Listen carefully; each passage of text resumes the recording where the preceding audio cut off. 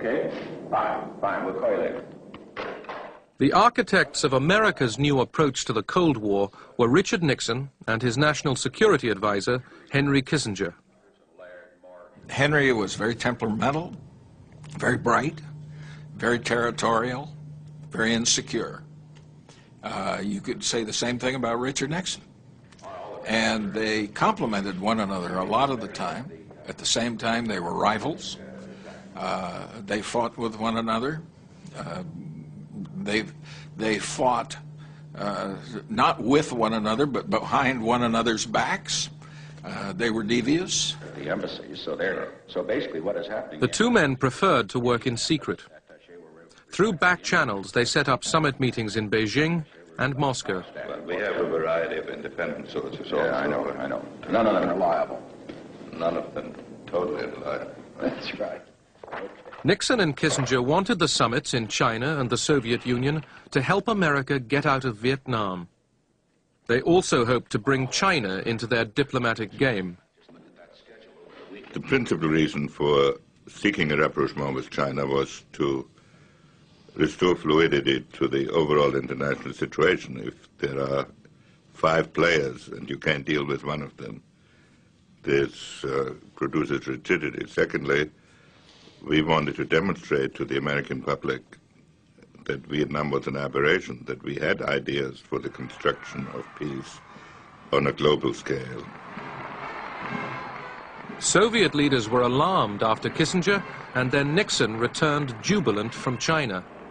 Not only have we completed a week of intensive talks at the highest levels, we have set up a procedure whereby we can continue to have discussions in the future. We have demonstrated that nations with very deep and fundamental differences can learn to discuss those differences calmly, rationally, and frankly, without compromising their principles. It was a great scare for our leaders, who decided that an anti-Soviet coalition was being formed, which included not only America and NATO, but also China. We felt we were being surrounded. The Moscow reaction was that a summit which we had tried to achieve before the trip to China, and in which they had been stonewalling us and tried to use it to, well, to put it kindly, blackmail us into untoward concessions, or concessions we thought were untoward. Suddenly, they agreed to the summit, and it unfroze our relations. In March 1972, North Vietnam launched a new offensive in the south.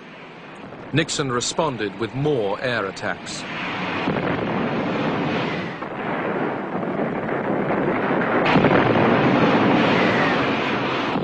Would the Soviets receive Nixon in Moscow while his planes were bombing their North Vietnamese ally?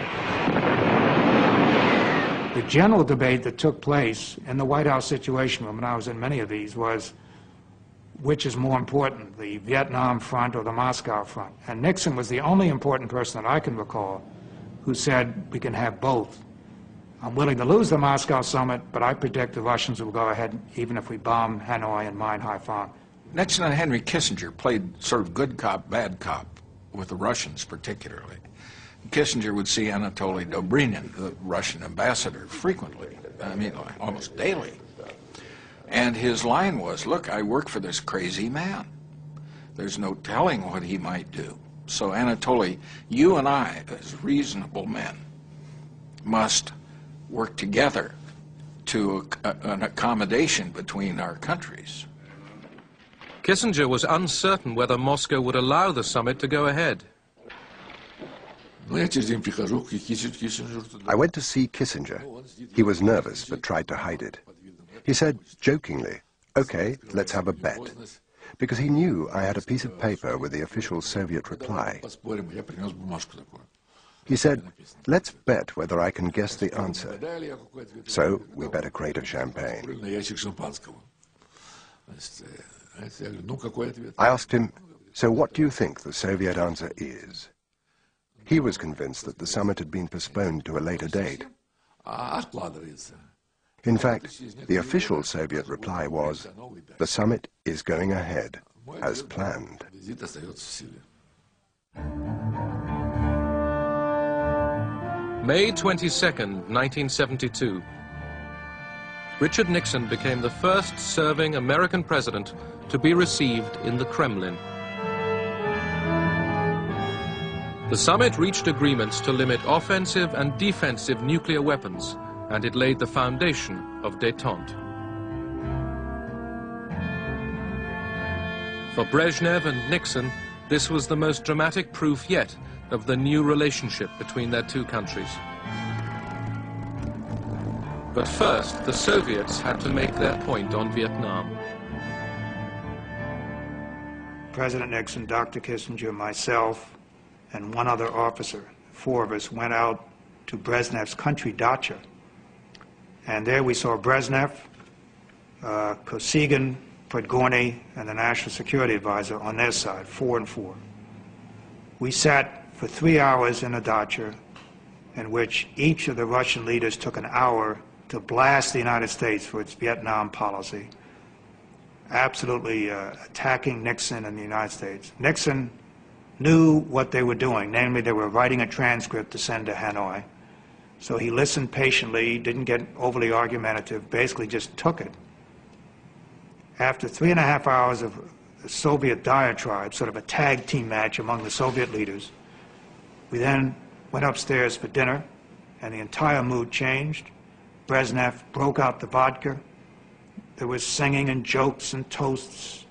And then later that evening, Kissinger went back, I believe with Gromyko, and did some more negotiating on arms control. The atmosphere was very good, even friendly.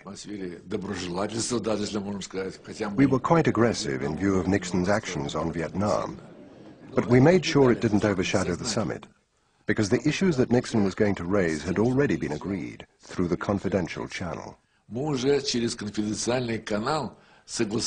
These were very important nuclear issues.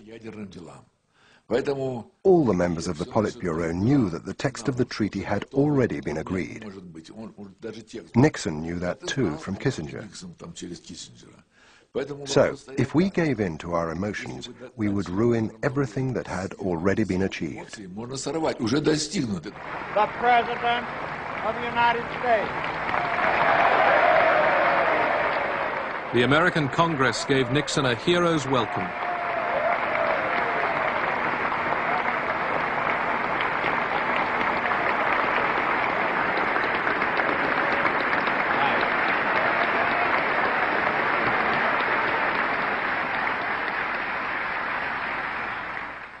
Last Friday in Moscow, we witnessed the beginning of the end of that era, which began in 1945.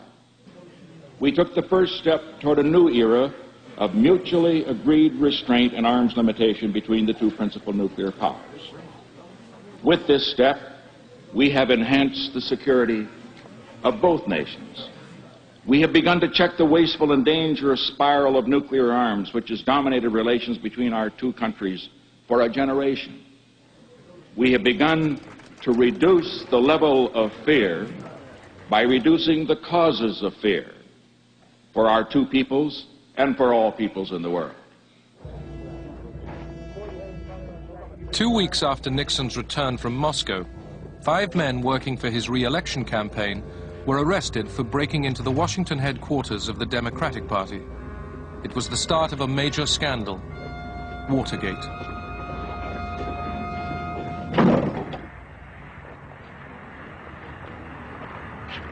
As election day approached, Kissinger returned from one of his many negotiating rounds with the North Vietnamese. He told Nixon he at last had a deal on Vietnam. The North Vietnamese negotiator, Le Duc Tho, presented to Dr. Kissinger a draft agreement on restoring peace and ending the war in Vietnam. And the first thing he said when he presented that document to Dr. Kissinger was, "You are in a hurry, are you not?" And I recall Dr. Kissinger nodding affirmatively when Le Duc Tho made that statement.